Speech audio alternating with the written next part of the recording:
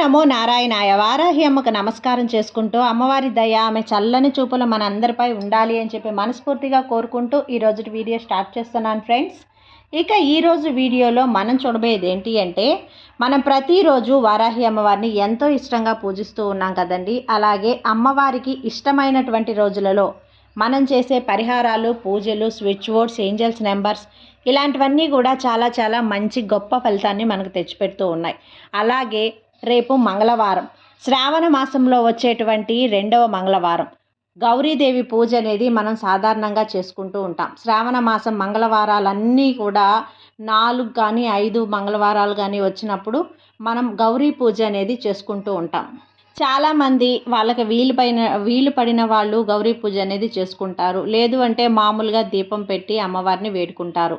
అలా దీపం పెట్టి వేడుకున్న గౌరీ పూజ చేసుకున్నా కూడా రేపు శ్రావణ మాసం మంగళవారం రోజున ఉదయం 10 గంటల లోపు అమ్మవారి ముందు ఇప్పుడు చెప్పబోయే ఈ ఆకుపై దీపం వెలిగించి ఇప్పుడు చెప్పబోయే మంత్రాన్ని కనుక మనం ప్రతిరోజు కనుక చెప్పుకున్నట్లయితే మీకు డబ్బులు అనేటివి కుప్పలుగా వచ్చి పడతాయండి. మనకు ధనాకర్షణ అనేది పెరుగుతుంది. అంతటి గొప్ప ఒక దీపం ఈ మంత్రం అనేది చెప్తున్నాను.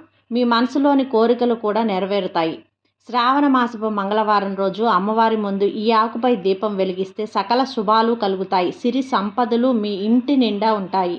మీ ఇంటికి ఉన్న వాస్తు దోషాలు, మీకు ఉన్న గ్రహ దోషాలు అన్నీ తొలగిపోయి మీ జీవితం మారిపోతుంది.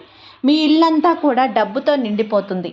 సాధారణంగా మనం అందరం కూడా దీపాలు వెలిగిస్తూ ఉంటాం. దీపాలు వెలిగించే ముందు ప్రమిదల మీద ముగ్గు వేస్తాం, లేదా మనం ప్లేట్ అయినా పెడతాం. కొంతమంది తమలపాకు వేస్తారు, కొంతమంది రావి ఆకుపై కూడా దీపం పెడుతూ ఉంటారు. అయితే ఈ శ్రావణ మాసపు మంగళవారం ఒక ప్రత్యేకమైన ఆకుపై దీపం పెడితే అమ్మవారి అనుగ్రహాన్ని చాలా త్వరగా పొందుతాం.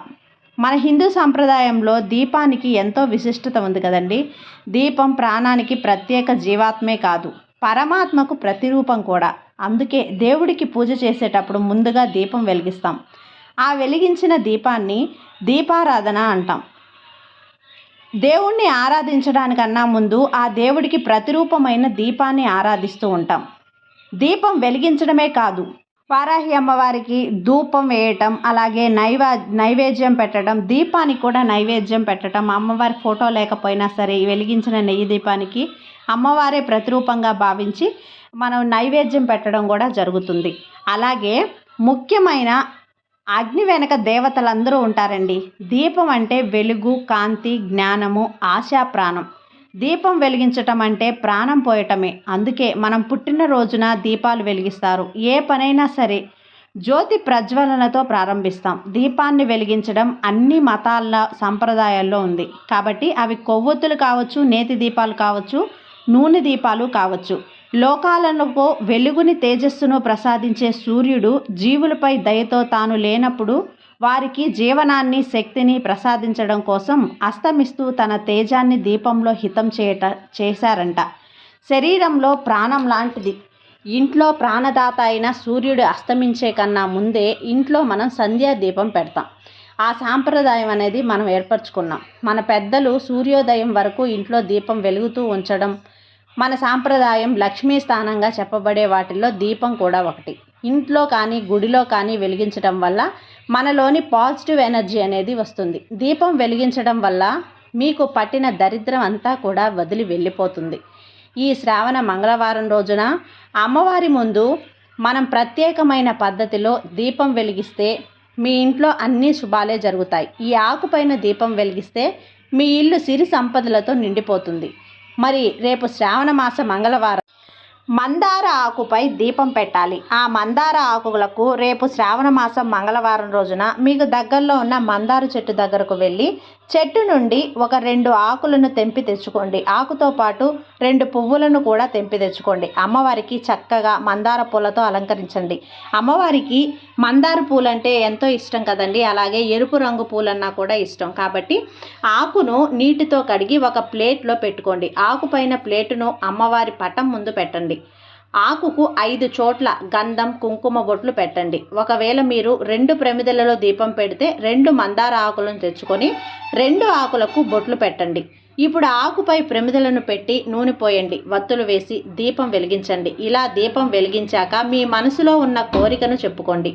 ఆ తర్వాత నైవేద్యంగా దానిమ్మ పండ్లను సమర్పించి ధూపం చూపించి హారతి ఇవ్వండి. లేదంటే దానిమ్మ పండ్ల పైన విత్తనాలు వలిచి దానిపై కొంచెం తేనె వేసి పెడితే కనుక వారాహి అమ్మవారికి ఇంకా చాలా ప్రీతికరమైన ప్రసాదం. ఇలా మందారు ఆకుపైన మంగళవారం రోజు దీపం వెలిగిస్తే అమ్మవారి అనుగ్రహం కలుగుతుంది. అమ్మవారు చాలా త్వరగా ప్రసన్నం చెందుతారు. మీకు ఉన్న సమస్యలన్నీ కూడా తొలగిపోయి మిమ్మల్ని ధనవంతులుగా చేస్తారు. ఈ ఆకుపై దీపం వెలిగిస్తే మీకు ఉన్న ధన సమస్యలు, ఆర్థిక సమస్యలు అన్నీ తొలగిపోయి మీరు ధనవంతులుగా అవుతారు. అలాగే మీ ఇంట్లోని నెగిటివ్ ఎనర్జీని అంతా కూడా తొలగిపోవాలి అంటే ఇప్పుడు చెప్పబోయే ఈ మంత్రాన్ని కూడా మీరు పఠించాలండి. ఈ మంత్రాన్ని మీరు దీపం పెట్టిన తర్వాత అయినా పఠించవచ్చు, లేదు అంటే కూడా రాత్రి సమయంలో మీరు దీపం పెట్టేటప్పుడు కానీ పఠించవచ్చు. దీపం అనేది రేపు ఉదయం 10 గంటల లోపు దీపం అనేది వెలిగించాలి.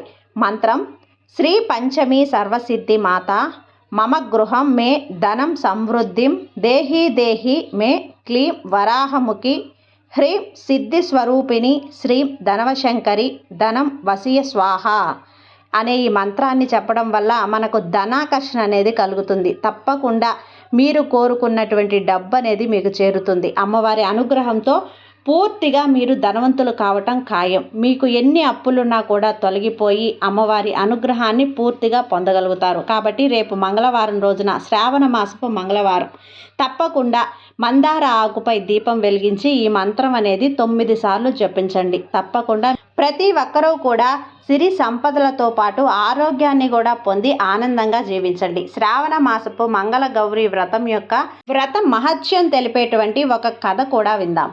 ఇప్పుడు మనం ఒక కథను విందామండి.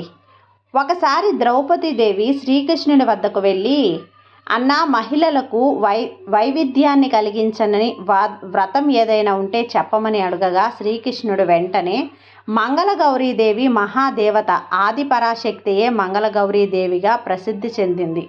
త్రిపురాసుర సంహారం సమయంలో పరమశివుడు మంగళగౌరీదేవిని పూజించి విజయం సాధించాడు.